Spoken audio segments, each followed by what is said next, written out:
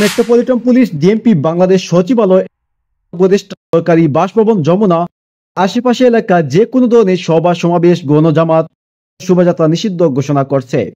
13 March সকালে Dhaka metropolitan police commissioner Sheikh Mohammad Ali স্বাক্ষরিত এক গণবিজ্ঞপ্তিতে এই সিদ্ধান্ত জানানো হয়। বিজ্ঞপ্তিতে বলা হয়েছে, শৃঙ্খলা রক্ষা স্বার্থে ঢাকা মেট্রোপলিটন পুলিশ এর 29 ধারা নিষেধাজ্ঞা জারি করা হয়েছে। নির্দেশ না দেওয়া পর্যন্ত এই নিষেধাজ্ঞা কার্যকর থাকবে। নিষেধাজ্ঞা আওতা এলাকাগুলো হলো সচিবালয়, উপদেষ্টা সরকারি বাসভবন যমুনা, কন্টিনেন্টাল মোড়, কাকরাইল মোড়। রাজনৈতিক, সামাজিক বা অন্যান্য ধরনের জামাত, সভা, মিছিল কিংবা আয়োজন করা যাবে না।